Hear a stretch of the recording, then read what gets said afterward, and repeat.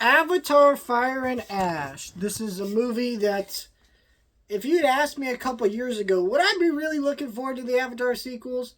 I probably would have said no.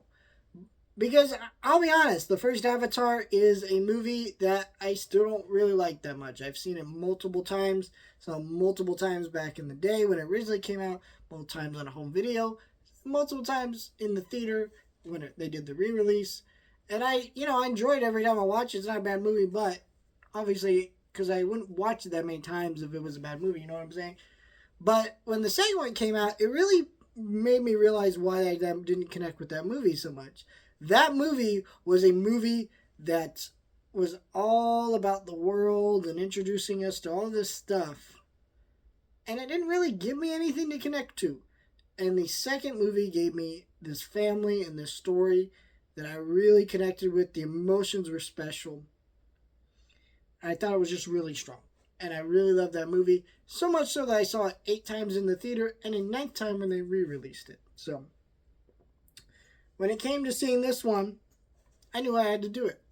And I was really excited. And I am colossally disappointed. Let me start with the positives, and then I'm going to move this into a spoiler review. Because I have a ton of issues with this movie that I can't talk about without spoilers. First thing I really like about this movie, it's still a well-directed movie. It's still a James Cameron movie. It has great action. There's so many cool, unique things that are going on here with like the sky people and the air people and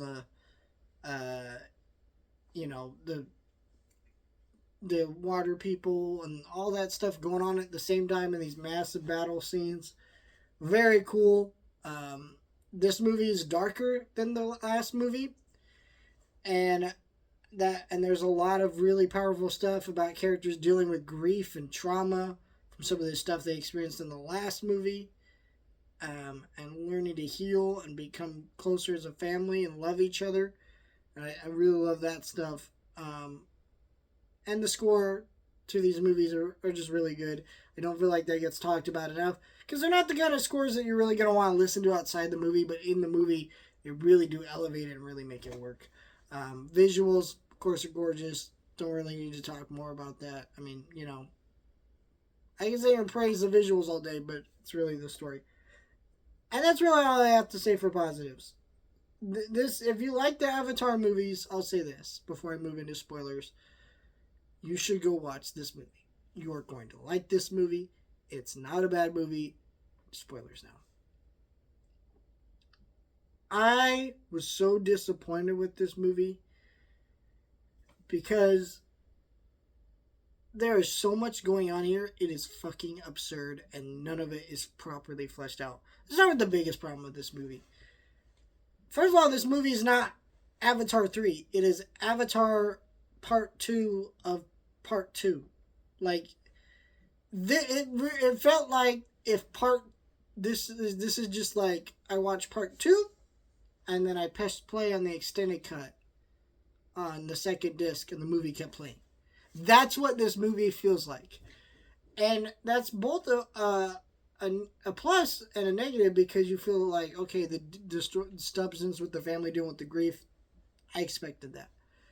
But, like, it felt like all the stuff from the second movie was what's getting wrapped up here and not really moving the story of this franchise as a whole forward. So there's a lot of repetitive beats, a lot of stuff like, oh, Kitty almost dies at AWA again, and then now we finally get closure on that. And I like that, but I'm like, it felt so repetitive because it almost felt like James Cameron, what he's doing with this franchise now is he's throwing all these ideas that he has and just going wild with them instead of condensing them down and just making a coherent narrative and plot to it all. Why is this just not Part 2?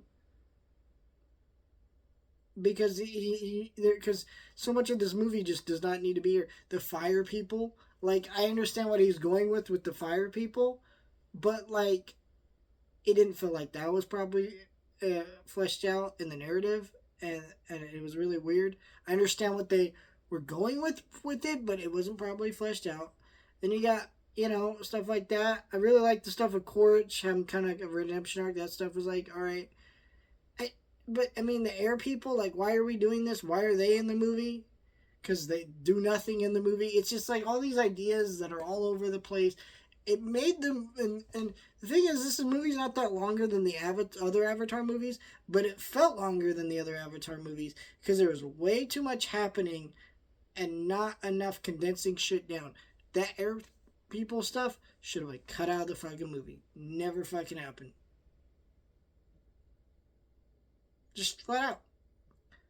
And I think that a lot of this movie is flawed because of that. I do think this movie ends on a good note, though, in a way that ends with that lets the franchise kind of come to an end if this is where they choose to end it. Part of me hopes that they keep going because James Cameron's talking about how the next one's going to go to Earth, and I want to see all that stuff. But for the most part, I also don't because I'm frustrated by so much of this movie and what's going on. So we'll see what happens, but I do not like where all this is going so far. It's just kind of all over the place. I like this movie. I really do. I'm not hating on it too much.